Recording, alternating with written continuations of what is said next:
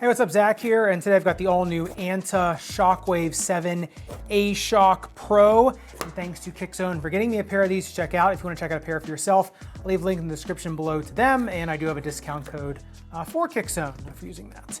Now, the Shockwave 6, Shockwave 6 Pro, I thought were just really nice kind of utility shoes. The Shockwave 7, man, take it out of the box, it looks quite a bit different, and these have a little bit of a different feel. They're interesting shoes, I mean, for sure. I'm looking forward to seeing what's on the inside of the midsole here, just from kind of what I was feeling underfoot. But the uppers, even of themselves are really, really interesting.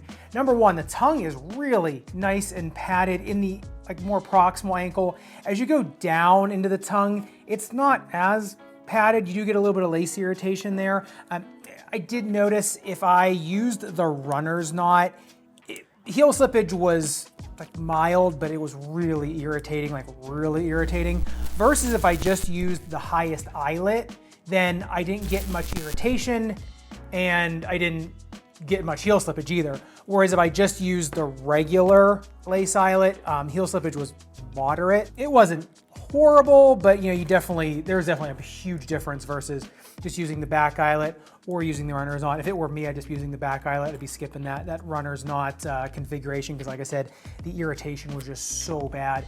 As you get into the forefoot though, you do get a lot of stitching, but for all that stitching and everything and how chunky that is, the fog was getting out of here no problem. On the breathability test, fog getting out of the forefoot no problem.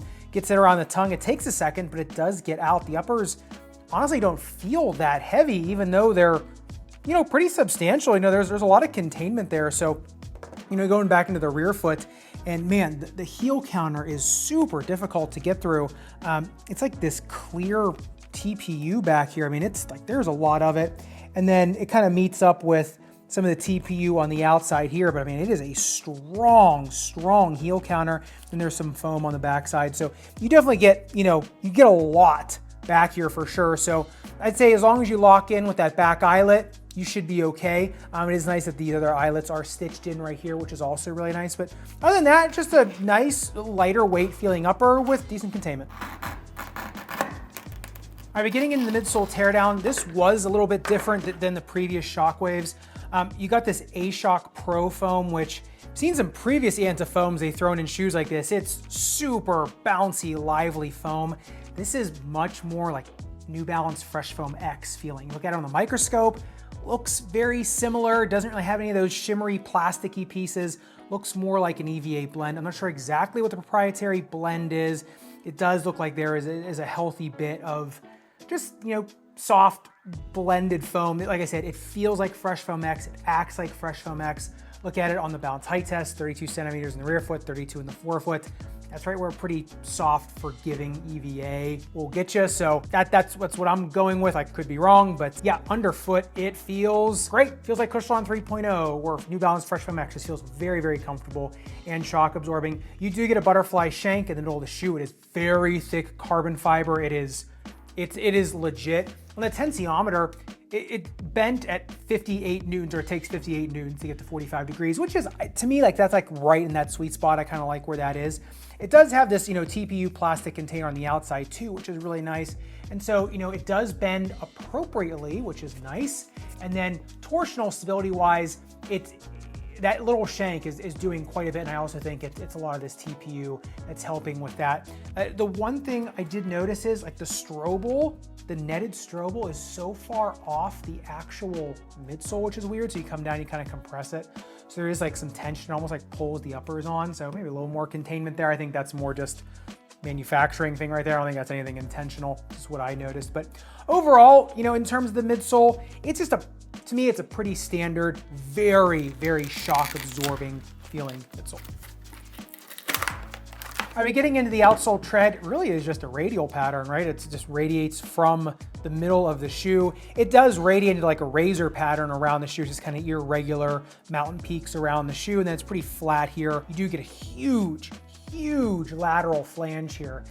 It's bumped out here, and it's reinforced by this TPU up here, which I think is great. It is a full-length tread pattern. Durometer comes in at 18.5, so it's decently hard rubber.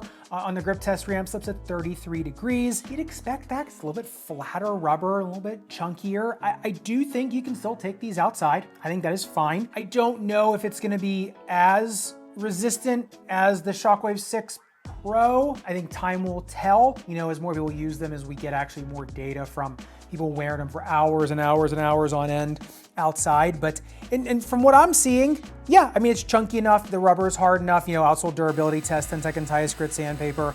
I mean, yeah, just barely scuffs it. You do get some micro texture on there as well. I like that micro texture quite a bit. All in all, it definitely can, it's definitely an indoor plus outdoor shoe. I mean, you can use them on both. Like I said, the traction is just, it's good. It's middle of the road.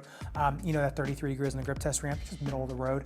So I think in terms of, what you want to use them for, I think you can probably do both. All right, but getting into the fit of the Shockwave 6 Pro, honestly, they are pretty just standard. They come in at 29 centimeters of length, and then 9.6 centimeters of metatarsal width, and then toe box width, still 9.6 centimeters. You got an in-flare of 12 degrees, so it's getting up there a little bit.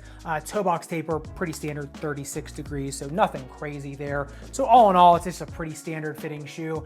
I'd say if you are a narrow medium foot, I think you just go true to size. If you're really narrow, you wanna go down a half size, there is some length there for you to do that. 2E, I'd just go true to size on these things. A 4E, I'd be going up one half size. The one thing I think you could probably get into some issues with if you're a 2E and 4E is the TPU right here, because you actually do sit underneath here.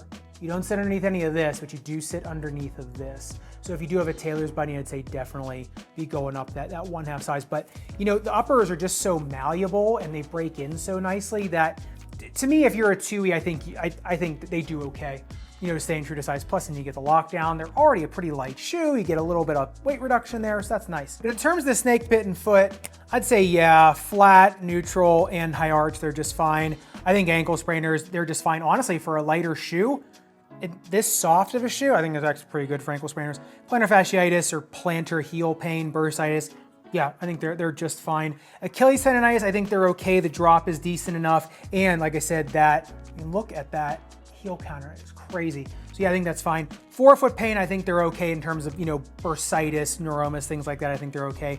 Arch pain, I think they're fine.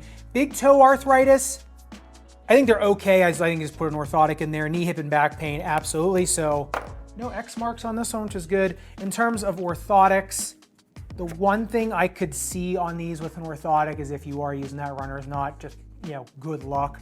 Other than that, though, I think they're fine for an orthotic, to be perfectly honest. I think you just have to be able to use the back eyelet, or this one, just don't use that runner's knot. And I would say just make sure you break them in at home first, just because, like I said, if you're using those back eyelets, that was the only irritation spot I saw. So yeah, overall, the shoe is different enough from the Shockwave 6s for sure. But to me, I think it accomplishes the same goals. Just pretty good all around, kind of overall workhorse type shoe. You're gonna be very comfortable. Honestly, I think it's gonna be more comfortable than the Shockwave 6s for sure. I don't, in terms of the foam and the rubber, a little different, but I think in terms of just pure on-foot comfort, I think these ones might be a little bit better. You might get a little more ruggedness out of the 6s and a little more comfort out of the 7. So I'd love to hear your thoughts in the comments down below. And if you want to see the brand new Nike GT Future going to life, man, if you want to see a crazy shoe, check that one out right here. Make sure you subscribe down below, and make sure you check out the shoe customization and lower leg taping ebook, available now in the description down below. Learn all the secrets